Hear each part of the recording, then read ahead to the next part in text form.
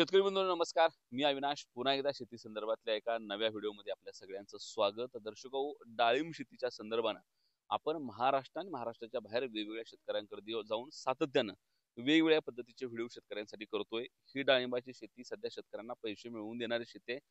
दर जराशे खाली आले असले तरी देखील खर्च जाऊन चांगल्या पद्धतीचा नफा राहत असल्यामुळे थोडंसं डाळिंबाला चांगले दिवस हे त्या ठिकाणी आहेत. आणि मग असं असताना या डाळिंब शेतीमधले नियोजन वेगवेगळ्या शेतकरी कशा पद्धतीनं करतो यासाठी आपण सातत्यानं शेतकऱ्याच्या बांधावर जाऊन त्याला प्रश्न विचारत असतो.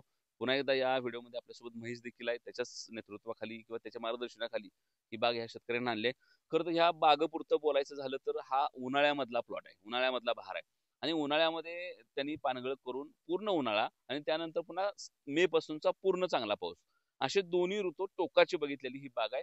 उन्हाळ्यामध्ये प्रामुख्यानं सेटिंग आणि साईज होत नाही अशा पद्धतीचे प्रश्न शेतकऱ्यांचे असतात. परंतु या बागामध्ये जर तुम्ही बघितलं तर अतिशय चांगल्या पद्धतीची साईज म्हणजे 600-700 ग्रॅम पर्यंतची साईज, 300-400 ग्रॅमचा बऱ्यापैकी मोठा माल आणि जवळपास 30 किलोनं झाड तुटावं तिसऱ्या वर्षीचं इतक्या चांगल्या पद्धतीची साईज या शेतकऱ्याने इथं कमवली. आणि मग ती नेमकी कशा पद्धतीने आणली, त्यासाठी महेशचं प्लॅनिंग कसं होतं आणि शेतकऱ्यांनी नियोजन कसं केलं, या सगळ्या गोष्टी तुम्हाला तुमच्या माहितीसाठी त्या ठिकाणी बघायला मिळणार आहे. त्यामुळे व्हिडिओ शेवटपर्यंत बघा.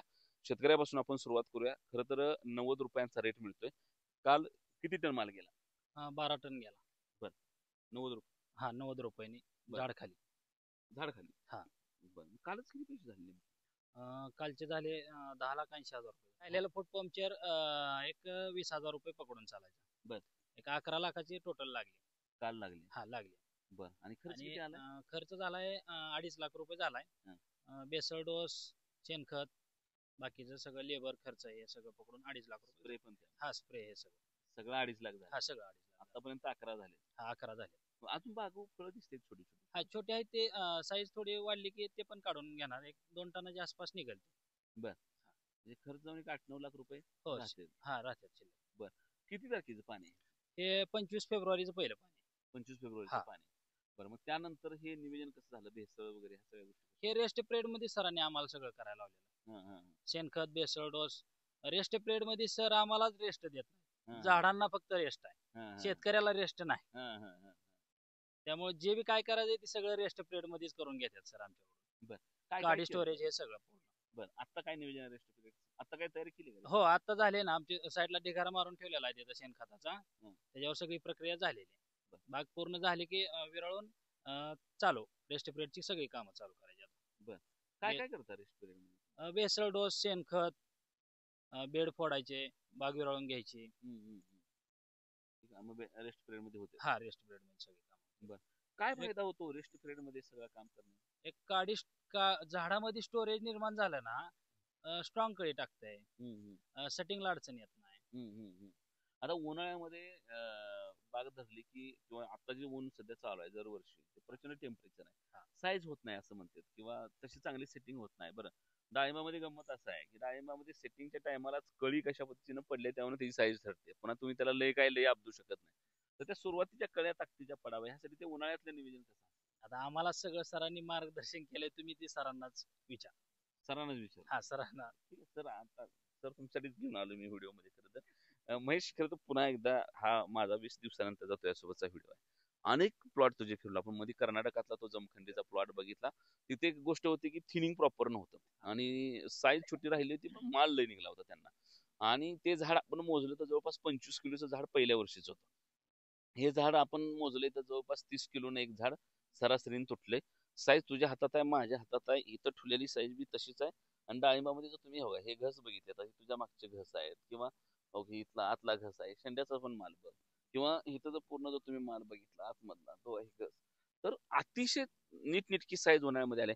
सगळे प्रश्न विचारू. तुझं ते रेस्ट पिरियड मधलं काम जे नेहमीच मला फार आवडतं तुझं हे गोष्ट, कारण हे वाक्य पण मला फार आवडतंय की बागाला रेस्ट असते, शेतकऱ्याला रेस्ट नसते. आणि बागेच्या रेस्टमध्ये शेतकरी जितका ऍक्टिव्ह राहील तेवढं त्याला उद्या आव्हानं, जे आपल्याकडे म्हण आहे अशी की शांततेच्या काळामध्ये जितका घाम गाळला जाईल तेवढं युद्धाच्या काळामध्ये कमी रक्त सांडावं लागतं. त्यामुळे ते तुझं निवेदन मला कायमच भारी वाटत आलंय आणि म्हणून तर पुन्हा पुन्हा तुझ्यासोबत व्हिडिओ करतोय.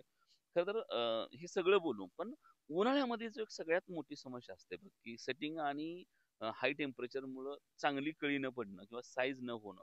आणि हिथं मात्र तो मला फरक दिसतोय. तर मला पहिलं त्याचं उत्तर देईन, मग पुन्हा मी पहिल्यापासून येतो. त्याचं उत्तर आपल्या रेस्ट पिरियडच्या कामामध्ये पण आहेच, की आपण रेस्ट पिरियड मध्ये जेवढं शेणखत बेसोडोस भरून जेवढं रेस्ट झाडाला चांगली देईल, पानानं जेवढी अनिर्मिती करून स्टोरेज झाडामध्ये होईल तेवढं आपल्याला ती देणार आहे.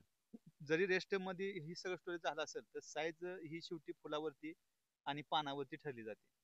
की जर त्याचं उदाहरण काय, की तुम्ही जी पहिलं पाणी देता, ही पहिलं पाणी तुमची जमीन, तुमचं वातावरण, तुमचं झाड बघून तुम्हाला पाणी ठरवावं लागणार की किती द्यायचं. बरोबर. काय वातावरण जमिनीनुसार तुम्ही 1 तास 2 तासामध्ये भागेल, काही ठिकाणी तुम्हाला 10 तास पहिलं पाणी द्यावं लागेल.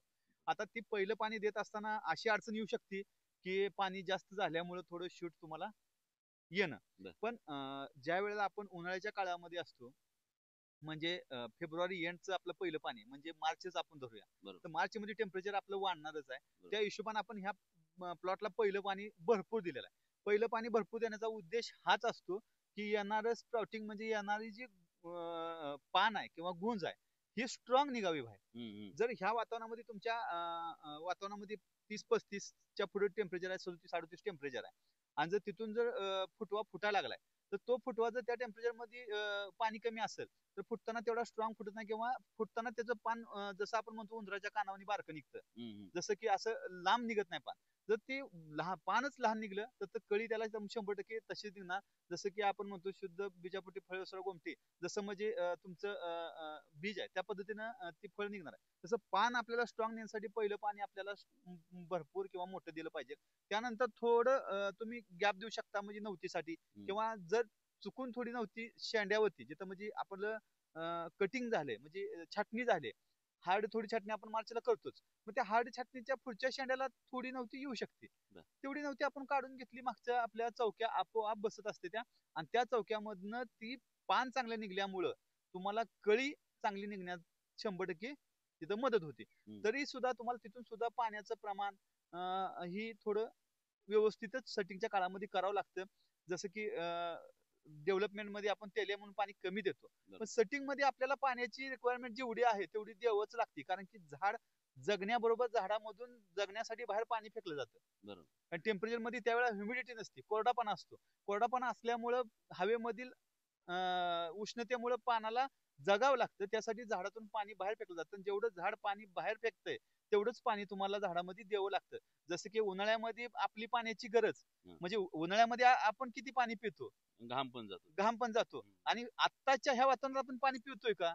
नाही पित पाणी, कारण आपल्याला तेवढी पाण्याची गरज नाही, कारण वातावरणामध्ये आर्द्रता किंवा तेवढी गरज नाही. तसंच त्या झाडाला पण त्याच कंडिशन मध्ये तुम्ही तेवढ्या पद्धतीनं पाणी जास्त दिलं गेलं पाहिजे, आणि त्या पद्धतीने जर तुम्ही पाण्याचं नियोजन केलं, आणि त्याचबरोबर तुमचं रेस्टचं काम आहे, त्याचबरोबर तुमचं स्प्रे आहे, त्याचबरोबर तुमचं ड्रिपनं तुमचं सगळं काम आहे, ह्या सगळ्याची सांगड घातली का आपल्याला चांगली कळी निघण्यास मदत होते. ह्याच्यामध्ये ह्या सगळ्याची तर सांगड घालावच लागणार, पण पाण्याची सांगड ही तुम्हाला सगळ्यात महत्वाचीच आहे. भेसळ फार महत्वाचा घटक आहे. आता सुद्धा हा बाग हार्वेस्टिंगला होतोय, आज संपतोय सगळं, आणि मी बघितलं तर पलीकडे साईडला ढिगारा मारून तुला 6 महिन्यापूर्वीच, आणि हे मला तुझं सगळ्यात जास्त आवडणारं काम आहे. मी अनेक वेळेमध्ये म्हणतो, कारण पूर्ण तो खात पूर्ण तिथंच कंपोस्ट झाल्याशिवाय तू आणून इथं झाडाखाली टाकत नाही, जेणेकरून ह्याच्या मुळ्या खराब होऊ नये किंवा बुरशी लागू नये, किंवा हे जे तुझं प्लॅनिंग असतं, तर त्या भेसळची तयारी तुझी कशी चालते? आता भेसळची तयारी, भेसळ आपण विकत गोष्टी कधी आणू शकतो, पण शेतीमध्ये आपल्याला शेणखत हा विकत कुजलेला किंवा जसा पाहिजे तसा भेटत नाही. तर त्याच्यासाठी आम्ही काय करतो, ज्या दिवशी बाग आपली सेटिंग होईल, म्हणजे समजा ही प्लॉट धरलाय आणि तुमचा प्लॉट एप्रिलच्या 10 तारखेपर्यंत 20 तारखेपर्यंत सेटिंग झालाय, तर सेटिंग झाल्यानंतर जी व्हिजिट होती त्या व्हिजिटला मी शेतकऱ्याला सांगतो की आपला माल सेटिंग झालाय, आपल्याला आशा आहे की बाबा आता पुढे ह्याचे पैसे होणार आहेत, तर आपण आत्ता शेणखत तिथं आणून ठेवायचं. आता त्याच्या मागे तो एक उद्देश असतो, शेणखत कुजवणं हा उद्देश असतो. जर तुम्हाला त्या शेणखतामध्ये समजा मळी घ्यायचे, जर त्या शेणखतामध्ये कोंबड खत थोडा घ्यायचा आहे, किंवा तुम्हाला राख टाकायचे, तर ह्या गोष्टी, मळी ही केमिकल झालं, कोंबड खतामध्ये हीट जास्त असते, ह्या गोष्टीचं तुम्हाला जर केमिकल कमी करायचं असेल, त्या कोंबडी खताचं हीट कमी करायचं असेल, तर 6 महिन्या किंवा 5 महिने आपण आधी प्रक्रिया चालू केल्यामुळे काय होतं, त्या कोंबडी खताची हीट कमी होती, त्या मळीचं केमिकल प्रमाण कमी होतं. त्याच्यामध्ये आपण काय करतो की महिन्या 1.5 महिन्याला जीसीपीने तो सर्व खत मिक्स करतो, त्याच्यामध्ये डिकम्पोस्टिंग कल्चर टाकतो, ईएम टाकतो, जैविक स्लरी टाकतो, त्यामुळे ती पूर्ण ऑर्गॅनिक किंवा जैविक प्रक्रिया होऊन तो चांगला शेणखत तांबडा काळा अशा चांगल्या पद्धतीने शेणखत तयार होतो की जेणेकरून आपण आता सध्याला त्याचा दुर्गंध नाही, कुठल्या प्रकारचं काय नाही, म्हणजे एक प्रकारचा तो मस्तपैकी कंपोस्ट होऊन तयार झाला.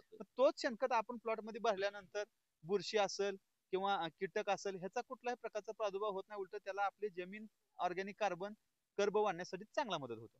बरोबर. आणि मला वाटतं म्हणूनच मी प्रत्येक व्हिडिओ मध्ये सांगतो की तुम्ही बऱ्याच वेळा मला फोन करता महेशचा नंबर द्या म्हणून, किंवा व्हिडिओवर तो नंबर खाली निळ्या अक्षरात दिलेला असतो तो महेशला कॉल करता आणि मग मधूनच बागा त्याला घ्यायचा आग्रह करतात. मग तो अशा वेळा नाही म्हणतो. मग कधी कधी शेतकरी मला उलटा फोन करते की महेश राव तुम्ही त्यांच्यासोबत व्हिडिओ केले ते तुमची बाग घेणे, तर त्याला बाग तुमची रेस्ट पिरियड मधनं द्यावं लागते. आता देखील पुढे आंबे बहार आहे, तर आता मला वाटतं सप्टेंबर ऑक्टोबर मध्ये तुझं नियोजन चालू झालंय, तर हे त्याला अगोदर दिलं तर तो रेस्ट पिरियड मध्ये काडी स्टोरेजवर काम करतो. नाही तर मग तुम्ही त्याला बाग मधनं कुठं तर आणून देणार, तो घेतच नाही सोडा. आणि जरी बळजबरीने घ्यायला लावली तर त्याला तितकं उत्पन्न नाही आलं की पुन्हा तुम्ही म्हणणार काय आहे तुमचे व्हिडिओ बघून आम्ही त्यांना काम दिलं आणि ते काय बरोबर झालं नाही. तर त्यामुळं त्याची ती सगळी प्रोसेस समजून घ्या. खरं तर हे सगळं होत असताना महेशराव, उन्हाळ्याच्या काळातलं पाणी नियोजन तू सांगितलं, ते तो बेड प्रिपरेशन कशा पद्धतीने करून घेतो, शेतकऱ्यांनी सांगितलं तो बेड फोडून घेतो, छाटणी विरळ असते तुझी, ह्या सगळ्या गोष्टी आपण याच्या अगोदरच्या देखील काळामध्ये आपण त्या ठिकाणी बोललोय.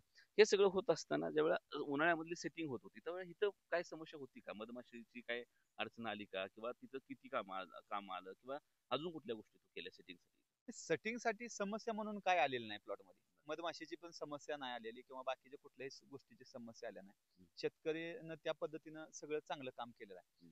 पण प्रत्येक शेतकऱ्या बाबतीत आपण सांगताना हेच सांगतो की प्लॉट आपण प्लॉट मध्ये गेलो म्हणून प्लॉट येत नाही, शेतकऱ्यानं कष्ट केल्यामुळे प्लॉट येतो. त्याच पद्धतीनं ह्या शेतकऱ्यांनी त्या पद्धतीनं कष्ट केले.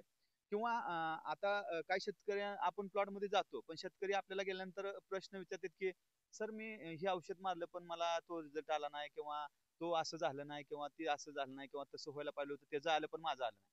शेतकरी अशा पद्धतीने विचारतो, पण ह्या शेतकऱ्याचा गुणधर्म असा आहे की आपण प्लॉट मध्ये यायच्या अगोदर शेतकरी आपल्याला सांगतोय की माझ्या चुका, तुम्ही गेल्यानंतर माझ्या हातून चुका काय झाल्या.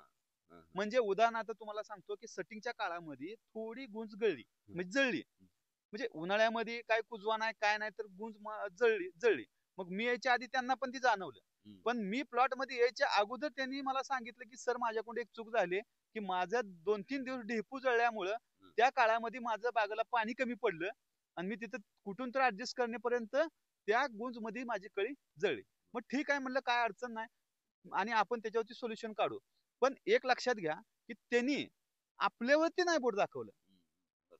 म्हणजे सामाजिक मानसिकता काय की काय जर झालं तर समोरच्यावरती बोट दाखवलं जातं लगेच, तसं त्यांनी आपल्यावरती बोट नाही दाखवलं, त्यांनी कारणाचा शोध घेतला. मग त्यांनी असं म्हणलं नाही की आलेल्या मग गुंजच का जळली, स्प्रे कुठला चुकला का, काय झालं का, नाही. त्यांनी काय सांगितलं 3 दिवस ढेपू बंद होता किंवा माझा प्रॉब्लेम झाल्यामुळे मला लक्ष न देणं झाल्यामुळं तिथं बाबा हा प्रॉब्लेम झाला. मग त्याच्यावरती आम्ही आता ह्याचा फायदा काय होतो बघा की त्यांनी मला चूक सांगितली. चूक सांगितल्यानंतर आता डॉक्टरला तुम्ही काय दुखतं ही खरंच सांगितलं तर सोल्युशन योग्य येणार आहे. पण डॉक्टरला जर तुम्ही म्हणला काल तुम्ही गोळ्या दिलत्या आणि मला कशा पाय माझं दुखतं या, पण तुम्ही काय दुखलं कशामुळे बाबा तुम्ही गेल्यावर काय चुका केल्या हे जर नाही सांगितलं तर डॉक्टर काय करू शकत नाही. तसंच त्यांनी मला चूक सांगितली, मी त्याच्यावरती लगेच सोल्युशन सांगितली. उद्या सकाळी आपली किंवा संध्याकाळी लाईट काही ऍडजस्ट करा आणि रिकामी बाग भिजवून घ्या. मग तो जो झाडाला पाणीचा ट्रेस आलेला होता तो आम्ही रिकामा प्लॉट, ते म्हणले आता एवढं लाईट कुठून आणू, मी म्हणलं काय नाही, आपल्याला काय फक्त पाणी तुम्ही नुसतं सोडा, पळत गेलं तरी विषय संपतोय. आपल्या प्लॉटची ह्युमिडिटी मेंटेन झाली, आपल्याला विषय संपला, पाण्याची कमतरता त्याला भरून निघेल. आणि त्या पद्धतीने त्यांनी भिजवून घेतलं आणि त्याचा रिझल्ट लगेच आला आणि ती ऑटोमॅटिक बाग आपली सेटिंग झाली. त्यानंतर सुद्धा त्यांच्या हातून असं त्यांनी परत एकदा जूनच्या मी पहिल्या आठवड्यात 10 तारखे आसपास आलो. मग त्यावेळेस सुद्धा मला प्लॉट मध्ये यायच्या अगोदर त्यांनी सांगितलं माझी एक चूक झाली. म्हणलं काय झालं, तर म्हणले कंटिन्यू मे पासून पाऊस होता आणि जूनच्या पहिल्या आठवड्यात सतत पाऊस असताना मी जो एखादा स्प्रे एक दिवसाआड कॉन्टॅक्ट बुरशीनाशक घ्यायचा पाहिजे होता, तर मी बाहेर गेल्यामुळे तो स्प्रे माझा हुकला, त्यामुळे मला कुठेतरी रोग आल्यासारखा वाटतोय. म्हणजे त्यांनी आपल्याला असा नाही प्रश्न विचारला की मी औषध फवारतो तरी रोग का आला. बरोबर.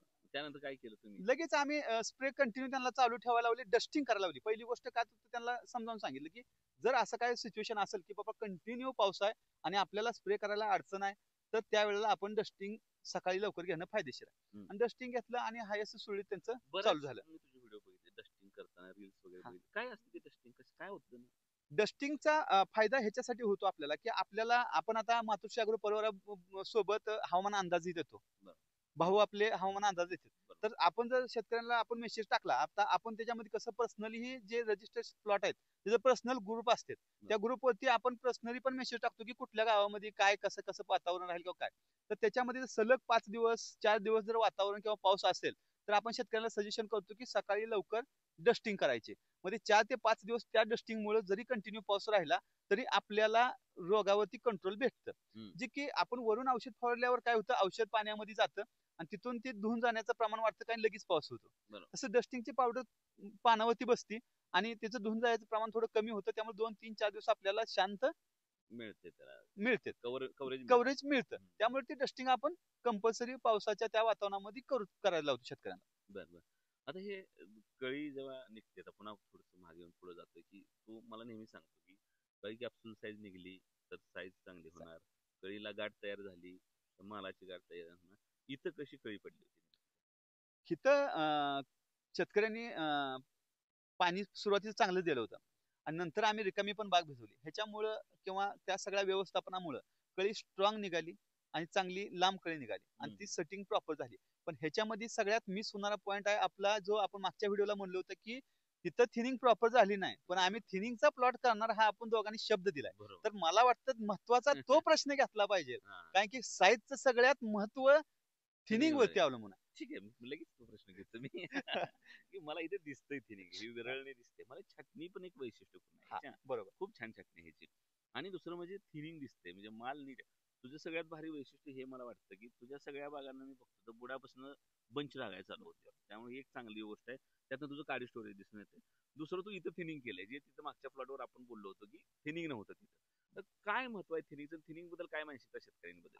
आता आपण जे छाटणीचं तुम्ही म्हणला की छाटणी तुम्हाला पूर्ण वेळ दिसते, ह्याचा फायदा पण आहे, ते पण आपण पुढे सांगूया. पण छाटणी ही आपण रेस्ट मध्ये सुरुवातीलाच करून घेतो. विरळणी पूर्ण विरळणीमध्ये जी काय गर्दी असेल, जी असेल काडी आपण मधून नाही छाटत, जिथून ब्रांचेस आहे तिथून छाटतो आणि काट हाय असं ठेवतो ज्या काट्यावरती तुम्हाला आज माल दिसतोय. म्हणजे बऱ्याच शेतकऱ्यांच्या मी प्लॉट मध्ये गेल्यानंतर काय होतं की त्यांनी काटच काढलेले असते. मग ती म्हणते त्याला पान नव्हतं, वाळलं होतं. मी शेतकऱ्यांना काय सांगतो, काटा छाटणी आपण सेटिंग झाल्यावर काढू. आपण कुठलाही काटा उडवायचा नाही. जी तुम्हाला गर्दी करते तो ब्रँच जिथून फुटली तिथून उडवायची. हा त्याच्या मागचा उद्देश असतो, जे तुम्ही म्हणता की कायम आपल्यातला माल हा बंचला लागतो. त्याचं कारण हे.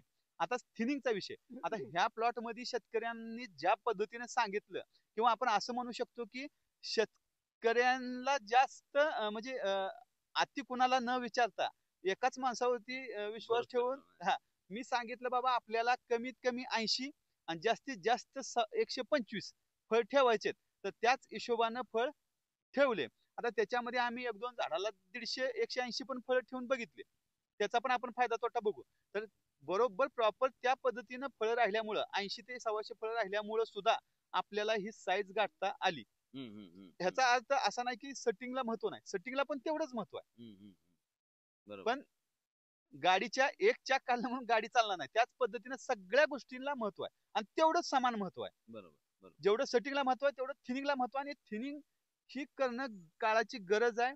हे आपण वारंवार आपल्या माध्यमातून थिनिंग. आता मी तुला थोडस थांबवते बरं, मला सॉरी, पण मला सांग, तुम्ही जर थिनिंग केली नाही तर साईज सोबत झाडावर त्याचा काय परिणाम? आता थिनिंग केल्यानंतर आज तुम्ही ही तर बदल 100% आपल्याला दिसतोय. बरोबर, साईजचा बदल आहे, लिमिटेड झाड आहेत, रोग कमी आहे. बाहेरचा प्लॉट पूर्ण डांबऱ्यानं कुजव्यानं चाललेत, पण ह्या प्लॉट मध्ये ते कमी आहे. छाटणी आणि थिनिंग जर प्रॉपर झाली तर औषध आज जाणं असेल, जर फळं आपण लिमिटेड झाडावरती ठेवली तर तेवढंच अन्न पुरवठा लिमिटेड त्या फळांना लागणार आहे आणि विभागून जाणारा अन्न पुरवठा हा त्या फळाला मिळणार आहे. मग जेवढे जास्त आपण फळ झाडावरती ठेवू तेवढं जास्त अन्न पुरवठा झाडाला झाला पाहिजे. पण ह्या सततच्या पावसामुळे जर तेवढा अन्न पुरवठा झाडाला नाही झाला तर झाड वीक होतंय, ट्रेस मध्ये जाते आणि त्या ट्रेसपणाचा वीकपणाचा कुठेतरी रोगावरती परिणाम होतोय. म्हणजे त्या प्लॉट मध्ये तेल्या येतोय, मर रोग येतोय किंवा तुमचा डांबरे येतोय, कुजवा येतोय. आता सतत जर तुमचा 2 दिवस 3 दिवस प्लॉट जर पाण्यामध्ये राहिला तर तुमची मुळी 100% झाडावरती फळ जास्त असेल तर चेकअप होते आणि मुळी चेकअप झाल्यानंतर 1 ते 2 दिवसामध्ये तुमच्यामध्ये डांबऱ्या आणि कुजवा 100% वाढतोय. म्हणजे थिनिंगचं किती महत्व आहे बघा. हे थिनिंग करणं हे ह्या साईज साठी तर महत्वाचं आहेच, साईज येतं म्हणून. पण हे थिनिंग केल्यामुळं कमी फळांना जास्त अन्नद्रव्यांचा पुरवठा झाल्यामुळे त्याची साईज होते. त्यामुळे एकूणच मी म्हणलं की 150 फळं असली तरी बी झाड 25-30 किलोच आणि 80-90 फळं असली तरी बी झाड 25-30 किलोच. याचा अर्थ काय की फळांची संख्या ठरवत नाही तुमचं वजन किती भरवणार, फळांची साईज ठरवते तुमचं एक झाड किती वजनानं भरणार. पण हे सगळं होत असताना तुम्ही जर कमी संख्येचं फळ ठेवलं तर इथं झाडावर कुठल्याही प्रकारचा ट्रेस येत नाही, ज्याचा पर्याय ना पुढच्या पिकाला देखील हानिकारक त्या ठिकाणी झाडाला होत नाही. या पिकाला झाड चांगलं राहते. म्हणजे बाळणपणामध्ये आईचं नुकसान होत नाही. सगळ्यात सोप्या भाषेमध्ये सांगायचं झालं तर महेशच्या, तर ते आई सशक्त राहावी त्यासाठी तिला जर नाही 4-5 लेकरं झाल्यावर ती बिचारीचं काय होईल मला सांगा. सेम त्या ह्याच्यामध्ये आहे. हा, तर ते आयुष्य वाढते. मुळीचं तू बोलला म्हणून आला मला पुढं हे पावसा पाण्याचे जे आता जे प्रश्न आहेत ते विचारायचे आहेत तुला पण मला थोडंसं मुळीचं सांग. या काळ सगळ्या दरम्यानच्या काळामध्ये मुळीवर तुझं काम असतंय. मी लय बागत बघितलंय, जेव्हा मी बागा बघायला तुझ्यासोबत येतो तेव्हा तो पहिला जातो शेतकऱ्यासोबत खरा खरा खरा खरा मुळ्या उकरायचं काम करतो. तर ती काय असतं किंवा हिथं मुळीची कशा पद्धतीने किंवा एकूणच मुळीची कशी काळजी? आता काल ही कार्यक्रमामध्ये बऱ्याच शेतकऱ्यांनी प्रश्न विचारला की तुम्ही तणनाशक का नाही मारत. होय, मला गवत दिसते. हा, तर आपण प्लॉट धरल्यानंतर कधीही तणनाशक शेतकऱ्याला मारू देत नाही. त्याचे अनेक कारण आहेत. त्याच्या त्या कारणामध्ये असे आहे की आपण ब्रश कटर मारतो, काय तण तिथं मरतं किंवा काय तण फुटतं. पण ज्या वेळेला ती तण मरतं त्यावेळेला त्याची मुळी जी आहे ती मुळी तिथं कुजल्यानंतर ती पोकळी तयार होते. त्यावेळेला तिथं हवा भरली जाते किंवा पाणी भरलं जाते, म्हणजे त्या मुळीला तिथं वाढण्यासाठी परत चान्स गावतो किंवा ऑर्गॅनिक कार्बन वाढतो किंवा सेंद्रिय कर्ब वाढतो. त्याचबरोबर जेवढा जास्त पावसाळा तेवढा मुळीला चॉकअपचं प्रमाण वाढतं. पण ह्याच्यासाठी आम्ही काय केलं की बाबा ऑर्गॅनिक कार्बन वाढण्यासाठी शेणखत जास्तीत जास्त घालण्याचा प्रयत्न केला. पहिली गोष्ट जी आपण कुजवून 100% काढतो. त्याचबरोबर आपण ज्या वेळेला कंटिन्यू पाऊस होता आणि त्या अडचणी आल्या त्यावेळेला पण सुपर फॉस्फेट, सल्फर अशा पद्धतीने बेडवरती टाकून वापसा लेवल मेंटेन करण्याचे काम केलं. त्याच्यामुळे आपली मुळी कंटिन्यू सातत्याने चालली आणि आपल्याला साईज ही चांगली आणि रोगमुक्त थांबू शकली. खरं तर पाऊस चालू आहे मधनच हा प्रश्न घेतो पुन्हा ह्या भागावर येतो. फार महत्वाचा प्रश्न आहे माझा हा, की सध्या प्रचंड मोठ्या प्रमाणामध्ये पाऊस चालू आहे. डाळिंबाच्या बागा ह्यांना अडचणीत येणार आहे. तर तू थोडासा शेतकऱ्याला काय सल्ला देशील की ह्या काळात शेतकऱ्यांनी काय केलं पाहिजे? आता ह्या काळामध्ये आपण पहिली गोष्ट कंटिन्यू पाऊस चालू, एकही दिवस आपला पाऊस उघड नाही, तर आपली मुळीवरती लक्ष देण्यासाठी किंवा झाडावरती लक्ष देण्यासाठी भविष्यात आपल्याला मर रोग वाढू नये म्हणून सध्या आपण कॉपरची ड्रिंचिंग ही कंपल्सरी बुडामध्ये 1-2 लिटर पाणी केली पाहिजे. आणि पाऊस उघडल्यानंतर मग तुम्ही बुरशीनाशकाची ड्रिंचिंग तिथं कंपल्सरी केली पाहिजे. जसं की आमुषा पौर्णिमा जीवन येतं तसं आपण 2 महिन्यातनं खोड धुवायला सांगत होतो, तसं खोड सुद्धा आपण जरा लवकर धुतली पाहिजे ती, म्हणजे महिन्याला धुतली पाहिजे ती. कारण की सोलापूर जिल्हा हा आपला दुष्काळग्रस्त जिल्हा म्हणता म्हणता आज अवकाळीग्रस्त झालाय. आज 6 महिने होत आले तर म्हणजे ऑक्टोबर एंड पर्यंत पाऊस आहे असं सांगतोय, म्हणजे आपण 6 महिने आपल्याकडे पाऊस पडलेला आहे. 6 महिने पाऊस पडत असलेल्या क्षेत्रामध्ये डाळिंब शेती करणं आपल्याला ही अडचणीत येणारीच गोष्ट आहे. मग त्याच्यामध्ये उद्या भविष्यात मर रोग आहे किंवा पिन होल आहे, ह्या गोष्टी आपल्याला अडचणीत येत नाही. तर त्याचा काळजी आपण ही संकट लक्षात घेऊन आतापासून त्याची काळजी सुरुवात करून आपण ड्रिंचिंग वगैरे आणि आमुषा पौर्णिमा कंटिन्यू फॉलो ठेवलं पाहिजे. बागत मला कुठं तेल्याचा अटॅक दिसत नाही. म्हणजे जे तुम्हाला असं वाटतं कचकच असेल तिथं तेल्या असेल किंवा ह्युमिडिटी आता अलीकडे वातावरणामध्ये आहेच की, कारण 6 महिने तू म्हणतो तसा पाऊस जरी असला तरी पुन्हा मुळे सोलापूरचं रूप म्हणून पाऊस पडून जाणे असं भरमसाठ ऊन पडत आहे आणि त्यातनं ह्युमिडिटी आहे. पण असं असताना मला एक पण फळ असं दिसत नाही की ज्याच्यावर तेल्या आहे. आता मला सांगा आहे का, माझं बघायचं राहिले, माझं निरीक्षण कमी पडतंय का नाहीच आहे? नाही, ह्या प्लॉट मध्ये तेल्या अजिबात नाहीये, पहिल्यापासूनही नाहीये. आणि ह्या प्लॉटचं त्यांची काळजी घेण्याची पद्धती चांगली, त्यांना जसं आपण सांगतोय तसं त्यांनी सगळी काळजी घेतात. साईडनं त्यांनी घासाचं कंपाऊंड केलेलं आहे, सगळ्या बाकीच्या काळजी घेतल्यामुळे अजून तरी ह्या प्लॉट मध्ये तेल्याचा शिरकाव झालेला नाही. इव्हन गेल्या वर्षी सुद्धा मेच्या एंडला पाऊस झाला होता, जो 1 ते 12 जून पर्यंत आपल्यात भरपूर पडला होता. त्यावेळेला ह्या एरियामध्ये भरपूर तेल्या आलता, पण ह्या प्लॉट मध्ये तेल्या आला नाही. त्यावेळेला सुद्धा जो कडणी घासाचं कंपाऊंड होतं तो जो मे एंडला गेल्या वर्षीच्या मे एंडला एवढा आपल्याकडे वारं झालं होतं की आपलं टावर झाडं सगळी पडली होती. त्यावेळेला ह्या घासाच्या कंपाऊंडमुळे ह्या प्लॉटला वारं कमी लागलं आणि त्यावेळेला सुद्धा हा प्लॉट बचावला होता. म्हणजे हे साधं वाटतं तेल्या का वाचला तर नुसतं ते घासाचं कंपाऊंड, आता हे त्याचं टेक्निक आहे म्हणायची, पण त्याच्या आत पुन्हा मला वाटतं खूप साऱ्या गोष्टी एका व्हिडिओमध्ये नाही आपल्याला कंप्लीट करता येईल. तो तुम्हाला नंतर सांगेल ते बघा. नाही तर लोकांना असं वाटेल की तेल्यावर उपाय काय, तर घास लावा म्हणजे हा तेल्या उपाय आहे. तर ती तसं नाहीये. एक practice आहे. ती प्रॅक्टिस आहे आणि त्याच्यामध्ये पण हे सूत्र आहे की आजूबाजूला जो तेलाचे प्लॉट आहेत जे ज्या बाजूनी वारं आपल्या प्लॉट मध्ये येतं त्यातलं बऱ्याच आता तुझ्यासोबत मला कायमी अडचण येते की काय प्रश्न टाळायचे काय कारण ते रिपीट होतात ना. मी खूप साऱ्या तुझ्या माझ्या विषयी मुलाखती झाल्या आतापर्यंत आणि इतके प्लॉट झाले तर की त्यामध्ये रिपीट प्रश्न होऊ नये याची मी बरीच काळजी इथं घ्यायला लागलोय. पुन्हा एकदा येतो ह्याच्यावर की ह्या बागेला पावसाने प्रचंड झोडपले, प्रचंड फटका ह्यानं पावसाला बसलाय किंवा याला मे पासून म्हणजे मे, जून, जुलै, ऑगस्ट आणि सप्टेंबर 5 महिने जवळपास 4.5-5 महिने ह्याला पावसाचा सपका आहे. ह्यात पण ह्यानं ह्याची शायनिंग चांगली टिकून ठेवली आहे. असा फार फार मोठा रोग किंवा फार मोठे डाग ह्याच्यावर नाही. तर याच्यासाठीची तयाऱ्या माहिती कशा असतात नेमक्या शेतकऱ्यांना? आपण प्रत्येक शेतकऱ्याला शेड्यूल देताना ही काळजी घेतोयच, पण शेतकरी कितपत त्याचं फॉलो करतोय त्याच्यावरती सगळ्या गोष्टी अवलंबून आहेत. ह्यांचं प्रत्येक गोष्ट टाइम टू टाइम झालेली आहे. डस्टिंगचा मेसेज आता एखाद्या वेळेस संध्याकाळी भाऊनी मला लेट अंदाज दिला की पुढील 5 दिवस सलग पाऊस आहे, जो आपण पर्सनल ग्रुपवरती टाकतो तो अंदाज दिला. तर आम्ही संध्याकाळी 8ला जर मेसेज टाकला की असा असा 5 दिवस सलग पाऊस आहे, त्यामुळे तुम्हाला उद्या सकाळी डस्टिंग करून घ्यायचे, तर आपले सुनील फरड साहेब त्या दिवशी संध्याकाळी 8ला मेसेज पडला तर 9 वाजता दुकाने आले आणि 10 वाजता तिथून डस्टिंग करून घेऊन इथं सकाळी डस्टिंग केलेली आहे. म्हणजे त्यांनी त्यांची प्रॉपर काळजी घेतली आणि त्याचं बेनिफिट त्यांना 100% त्यांच्या कष्टाचं फळ त्यांना मिळतंय. मग ज्या शेतकऱ्यांनी 2 दिवस लेट केले तिथं कुठं तर त्याला मामानं तोंड काढलं. आणि तो शेतकरी म्हणतो खरंच पाऊस पडणार आहे का बघू का 2 दिवसांना बघू, म्हणण्यात तो 2 दिवसाचा इन्फेक्शन होऊन जाते. म्हणजे तुमचं सगळं कामावरतीच अवलंबून आहे. आपण वारंवार हीच सांगतो की मातोश्री परिवार किंवा महेश ताडसर प्लॉट मध्ये आले म्हणजेच सगळा प्लॉट 100% आला असा नाही. आपण शेतकऱ्यांना योग्य दिशा देणं आपलं काम आहे. प्लॉट आणणं, प्लॉट मध्ये कष्ट करणं आणि आपण कधीही आपल्या माध्यमातून कधीच म्हणणार की प्लॉट आपल्यामुळे येतोय. शेतकऱ्यांचा मोठेपणा आहे की शेतकरी आपलं नाव घेते. पण आपण हीच सांगतोय वारंवार की शेतकऱ्याच्या कष्टावरतीच प्लॉट आहे आणि असलाच पाहिजे. कारण शेतकरी जर अडाणी राहिला तर मग विनाकारण दुसऱ्या गोष्टींवरती खर्च जादा होऊ शकतो. तसंच होतंय. मला तुझं आवडते ही गोष्ट की तू मला आठवते की तुझ्या मी परवा दिवशी कुणाचा तरी आपण बसलो होतो दुकानामध्ये आणि शेतकऱ्याचा डेटा म्हणजे बरेच कन्सल्टंट असे करतात की शेतकऱ्याला काय फवारले सांगत नाही किंवा काय लिहून दिले सांगत नाही. आणि महेशकडे मात्र 3-3 वर्षाची रेकॉर्ड आहे व्हॉट्सअपला पाठवलेली. म्हणजे ह्या बागाच्या सुरुवातीला काय पाठवलंय, दुसऱ्या वर्षी काय पाठवलंय, आता सध्या सुरुवातीपासून काय पाठवायला चालू, म्हणजे इतक्या पद्धतीची प्रॅक्टिस ही खरं तर तुझी पारदर्शीपणे आहे. पुन्हा काय की ह्या बागामध्ये मला अजून एक गोष्ट दिसली नाही की पहिल्या वर्षीच्या बागामध्ये ही समस्या फार जाणवत नाही मरीची, पण आता तिसरा बहार आहे असं असून बी कुठेही एक झाड मला मरायचं दिसलं नाही. तर त्यासाठी महेशने काय केलं? हीच जे आता आपण जे सांगितलं ना भविष्यामध्ये पावसामुळे येणारे अडचणी त्या ह्या प्रत्येक पौर्णिमा अमावस्या आणि जी ड्रिंचिंग आहे ती तुम्ही आता 2 महिन्याला आपण शेतकऱ्याला सांगत होतो. तर अशा वातावरणामध्ये माझं विनंती असेल की बाबा तुम्ही महिन्याला खोड धुणं चालू करा. आता सध्या एवढा पाऊस आहे की आपण आंतरपाळी बुरशीनाशक दिलेलं काय काय काम करणार नाही. तर मी शेतकऱ्याला सजेशन काय केलंय की तुम्ही कॉपर किंवा बोर्डोचं पाणी 1 ते 2 लिटर झाडाच्या हिशोबाने, म्हणजे आता 5 वर्ष 7 वर्ष झाड असेल तर तुम्ही 4 लिटर पाणी द्या. जर 2 वर्ष झाड असेल तर 1 लिटर पाणी द्या. 4-5 वर्ष झाड असेल 2 ते 2.5 लिटर पाणी द्या. असं बुडामध्ये सध्या वाटायला सांगतोय, जेणेकरून बुरशीचं इन्फेक्शन त्या एरियामध्ये होऊ नये.